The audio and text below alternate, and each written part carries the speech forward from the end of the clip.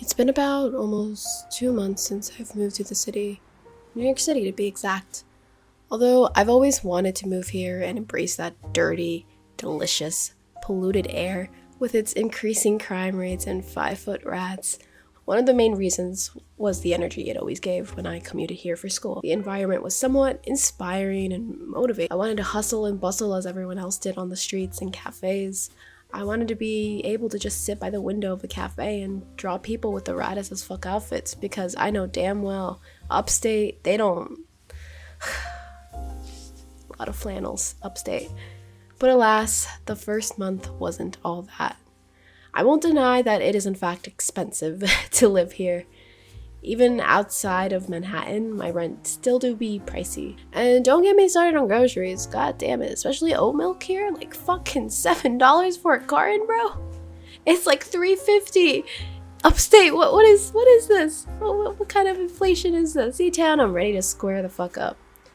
But Karen, as long as you're working and making an income, you're fine. While yes, I am working, my freelance income fluctuates depending on how much I work and market that month. So although yes, I make money, it is still quite scary. But Karen, wait. Just get an office job or a serving job, a side job. Stop complaining if you're not willing to put in the hours to survive. Listen, I have worked at a serving job for the past 7 years, and the moment I clocked out in my last shift, I vowed to myself to never work another service job. Since one... Sorry, I'm like 6. Since one, I hate people, and second, it sucked the soul out of me, so there's no recovering for me to do so. As for an office job, not much is offered for illustrator-based work. Everything is mostly structured for graphic designers, which I am not. Let me draw you like one of my androgynous figures. That is all I can offer to an employer, so if anyone is hiring in New York City, for me to draw them a nice, fashionable, androgynous man. Call me. Okay, alright. But Karen, wait! Why does any of this have to do about ambition or prioritizing? Let me get into that. For all of September, my brain was on work mode. Even when I barely did much some days, I still had the little Karens in my head running around in panic as to whether or not I could afford to pay rent and expenses, even while still having a wee bit of money for the fun times. So every time I would try to work on upcoming projects, reels, or videos, I'd always be using money as my driving force. The moment I picked up my pen, I'd immediately think, okay, how can I make profit out of this drawing? Not, how can I have fun with this? How could I enjoy this? How could I relax? Enjoy myself. I was on survival mode, and I didn't know how to get out of it. I was no longer on that creative mode, when you're on Minecraft, you got survival mode and then the building mode thingy. I was always on the building mode. I loved building houses in Minecraft, and then all of a sudden it's like survival, zombies, rent, groceries, having to deal with bugs. We got an ant problem, but not really. I kill it. I tried it. I mean, they come and go. I was no longer having fun. My ambition was entirely gone. My life was revolved around making money.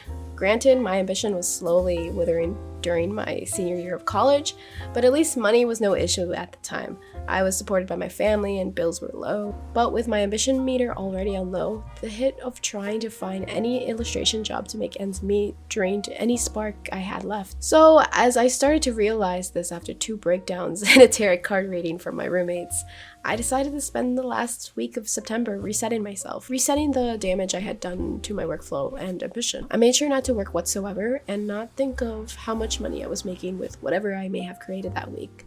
I spent that time visiting my friends, watching shows and movies with my roommates, and all in all just relaxing.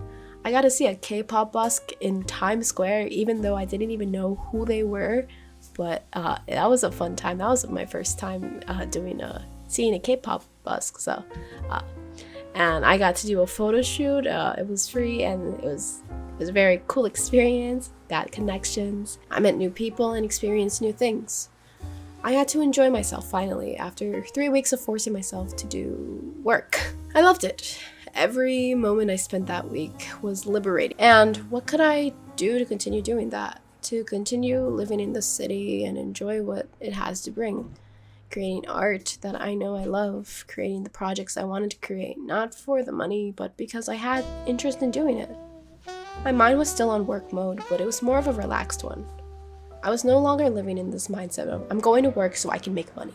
It was now, I'm going to create, not to only share to this world and the community I have created on each platform, but to also be able to enjoy those moments with my friends and myself. I'm going to create so I can continue to work on my own and be my own boss.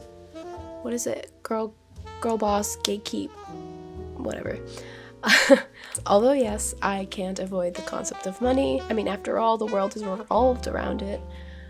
I can at least shift the gears from money to experiences in my life.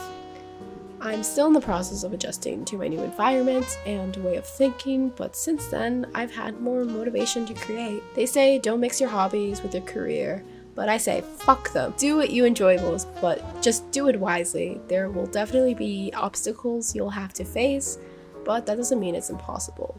Also, I'd rather be in debt. No, I wouldn't rather be in debt. I'd rather be struggling now as I am as an illustrator than be working at an office job.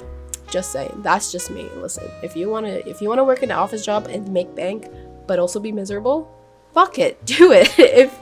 if you find living like that. But for me personally, I fucking hate people. It's not a vibe.